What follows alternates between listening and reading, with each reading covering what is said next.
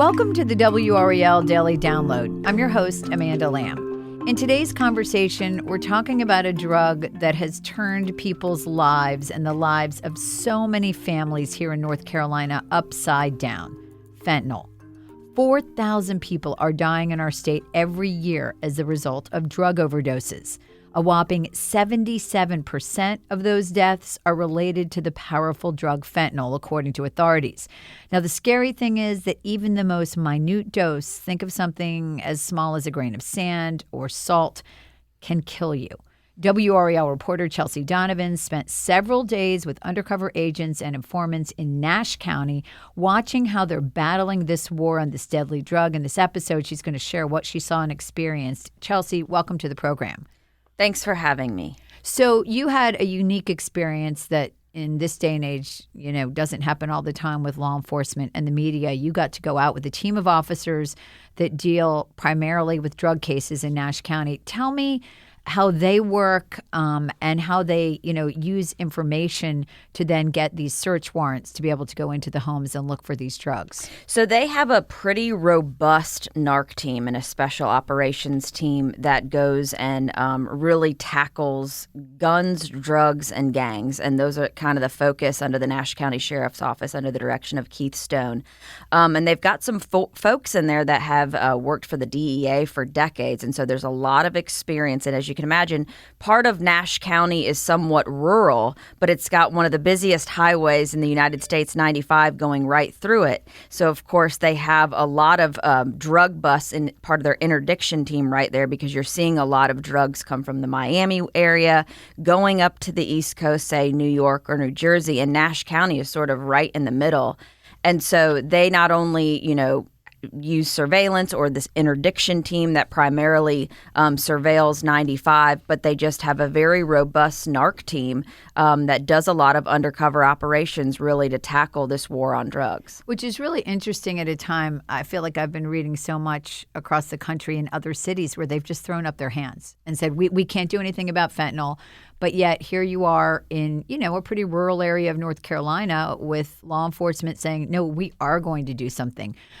What were some of the things that surprised you when you went out with them? So out of all of the raids that we went on, whether it be in a nice neighborhood, a mobile home park, or sort of a roadside, seedy hotel that's a hotbed for drugs, in every single circumstance, there were at least children who passed through there or were right near where these drugs are, literally within arm reach. So they would be on the coffee table. They would be on the nightstand.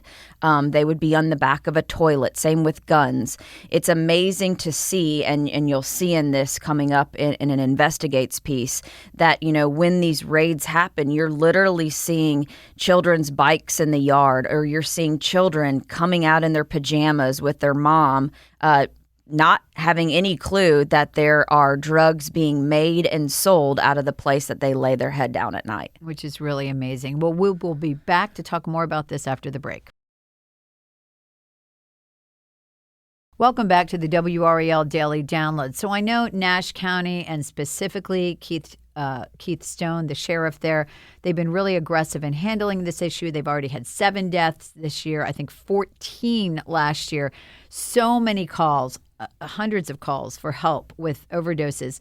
What are they trying to do? I know part of this information gathering is using confidential informants. Tell me about how that works. Yeah, so you mentioned the overdoses. I think they had like 190 overdose calls so far this year, 300 last year. So that speaks to just the trend, and it's all fentanyl and heroin related. But one of the things, and this is not new to any law enforcement agency, is using CIs or confidential informants. These are folks that work for the sheriff's office. Most of the time they're drug users themselves, and they sort of strike a deal with the sheriff's office or whatever authorities, and they get paid to do this. So they go undercover and buy drugs or possibly buy, guns, and this helps the sheriff's department establish leads to what they call some of the lower end folks on the totem pole.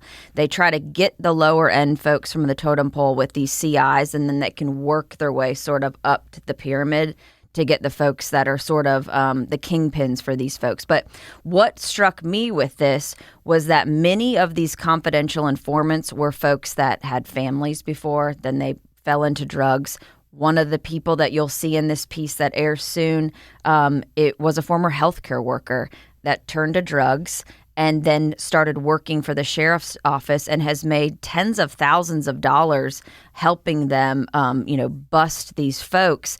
And, they get that money, and then a lot of times they use that money to pay their rent, or they use that money to buy more drugs. But it's amazing to hear these folks talk about why they do it, but they're also in danger when they do it as well. That's what I was going to say, because I know you talked to somebody, I think it was a woman, and she was struggling with drug addiction.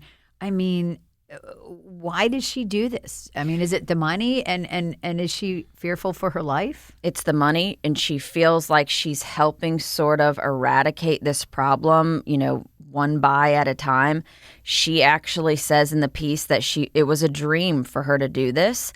She saw one of her friends overdose on fentanyl, and that prompted her to at least do her part in helping the sheriff's office. I mean, and it's an interesting underground world because they protect her, she helps them, and these folks that do this really lead them to some of these folks that are dealing big-time drugs in Nash County. And what else was interesting from your reporting is that the dealers actually label their product. I mean, they're proud of it, which is so crazy because you're thinking they don't want to be caught, but yet there's this arrogance of, well, if you buy my drug, and whatever the product's name is, it's going to be stronger or better. Yeah. So when we were in the evidence room in the sheriff's office, we were seeing these little bindles of heroin that are usually always laced with fentanyl, and they'd say things like Powerball or Frosted Flakes. And I'm like, why are they branding it? I mean, doesn't that lead you right to them if someone kind of rats them out? And they said, no, it's their way of sort of, like you said, exposing the best stuff. And I said, well, why would a drug user want to continually go back to the most potent concoction? And they said they'll take the high and they're willing to take the death. So these folks love that, whatever that feeling is. And the risk is worth the reward to die. And that to me struck me. I mean, that kind of gives you chills because you're just like, why would someone do that? But that's what they're out for, unfortunately. And I know one of the measures of the success in Nash County is the amount of drugs they're getting off the street. I mean, hundreds of thousands of dollars worth of drugs, I think, this year, and millions last year. But there's also this human cost that we've been talking about, which are the deaths. And I know the officers carry Narcan, which is an antidote that, helps restart somebody's heart if they're having an overdose. How do they deal with this? I mean, this has got to be a really emotionally difficult job to literally see people dying. There were young women on the NARC team that, I mean, we would talk kind of off camera and I would just say, how are you doing? And they'd say, this is just hard. Some of these people that are on the teams are mothers, and they're going into places where there are children that are exposed to the drug. Sheriff Stone said it too, this is something that doesn't hold any boundaries, whether it be in $1 million home in Nash County or a mobile home or that seedy hotel. A lot of times there are children involved and exposed in this. And you could see, I mean, these folks that are in Nash County, doing this every day, you can tell that they take this home with them, that they know that, let's just say they make the smallest buy, 10 bindles of heroin, let's just say $100.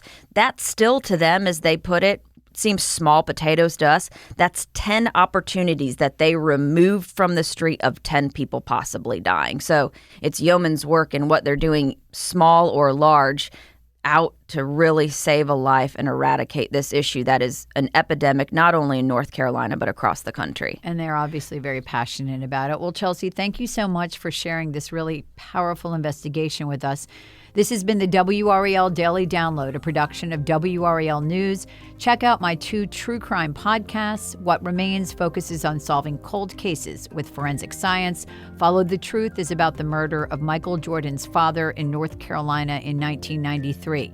Find What Remains and Follow the Truth in WRAL podcasts.